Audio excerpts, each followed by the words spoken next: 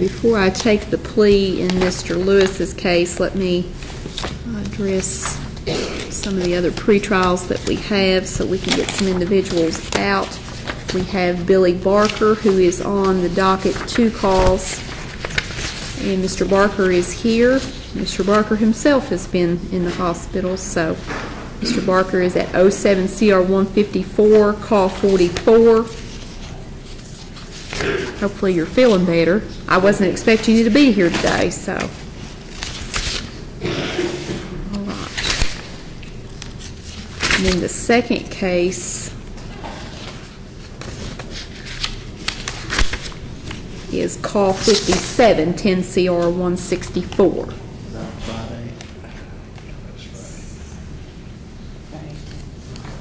Yeah, we got that to you.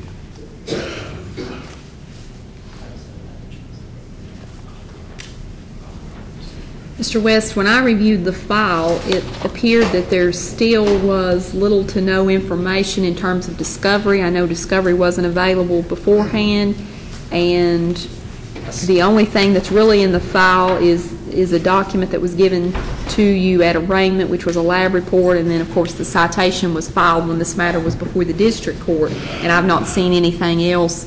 Does the Commonwealth have any other information to supplement discovery? Well, after a considerable amount of work on this, Your Honor, we received the actual police report and faxed it to the Office of the Public Defender Friday. Okay. And we received it Friday. We had to, well, anyway, it's kind of comical the way it happened down there, but we got it. And I'm prepared to amend my offer considerably based on the police report and so forth. So I haven't had a chance to do that, but if we're given a little bit of time, I think we can resolve this case.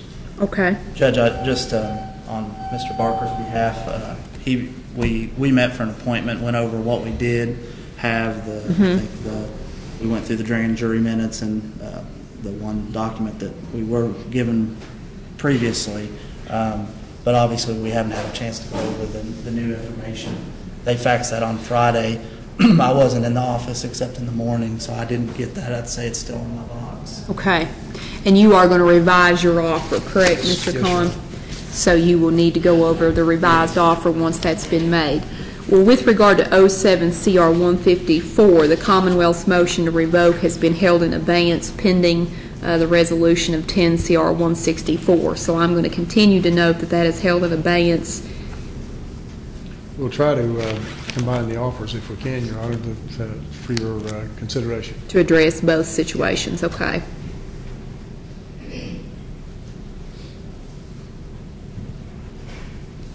Let me ask Mr. West, do you want to redocket this matter for the 21st or for April the 4th? I would just ask for the 24th would probably give us enough time to meet. 21st? 21st, yes, I'm sorry. Okay. All right, then, Mr. Barker, what I'm going to do is redocket the pretrial conference in 10 CR 164 for March the 21st. I'm actually going to set that at 11 o'clock on that date. And then I'm going to set 07 CR 154 for a status hearing also on March the 21st at 11 o'clock. Between now and that date, obviously, there's some more information that you're going to need to go over with Mr. West, and a revised offer will be forwarded from the Commonwealth that you'll need to review. If you wish to accept that revised offer, then at that time, I will schedule a change of plea for you, and if you do not wish to accept that revised offer, if there are any further issues that we need to address with regard to discovery, we'll address those. Let me ask Mr. West, provided that you have in fact received the police report that was faxed, is there additional discovery that you have requested? I know that there was an order entered on January the 25th for further discovery. Is there anything else particular that you were expecting? I don't believe so, unless there was a statement or something. I don't believe there would be anything else. Okay. Okay. Your Honor, there is something that we're aware of. Okay. I wanted to let you know. There was supposedly a witness statement that was given to Mr. Miller's office before he went out of office, and we're trying to obtain that. Okay, so as a part of the proceedings before the district court? Right. Okay. Is that something that's filed of record as a part of the district court file? We don't, I haven't checked it yet, but we will check and make sure. It probably is still within the records of the county attorney's office. Okay. But if it's not, if it's downstairs, we'll get it out of the record And file. who was that witness? I'm not sure who it was. But it was a witness statement, I know that. Okay. Was it McDavid? Yeah. I believe it was Mr. McDavid. Yeah. Okay. Okay, I think Mr. McDavid was also charged out of that incident, was he not? I believe Is that that's Virgil correct, yes. McDavid? Who you represented as well, so, okay.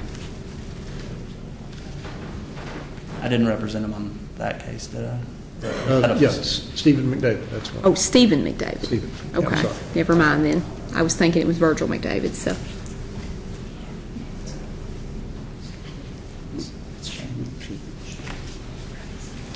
Okay. Was Stephen McDavid charged as well? I'm not aware of it. Could have been charged in district court without Okay.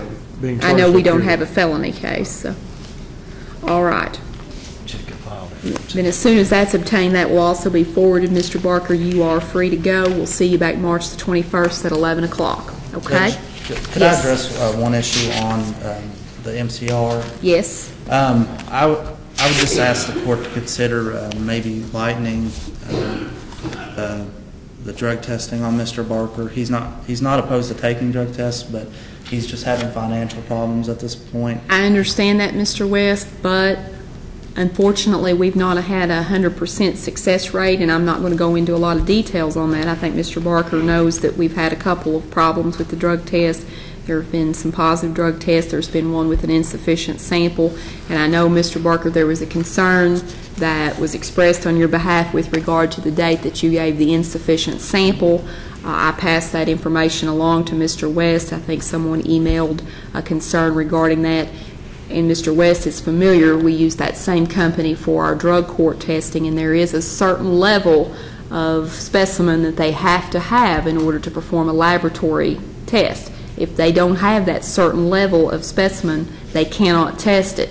So that was standard procedure for them to discard the sample if it's below that level, because they do only laboratory testing as a part of the MCR program, and it is unlike an instant test where a smaller amount can be tested. Okay? So we've had some other testing issues. There was a positive test for a prescription that was several months old, and I've addressed that with him through the pretrial officer. At least I've asked her to address that with him and advised him of how that needs to be handled in the future. There's been no action to revoke his bond, but I've had a positive test for a prescription that I believe was probably one that was a little old to be taken at this point in time, if in fact, and that was the source that he gave the pretrial officer. So I'm not going to lift the drug testing requirement, okay, because had we had no incidents, that would be one thing, but there have been 2 positive test results.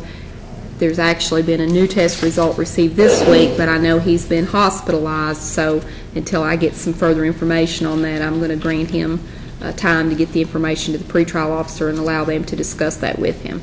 Okay? All right. March the 21st at 11 o'clock. You are free to go.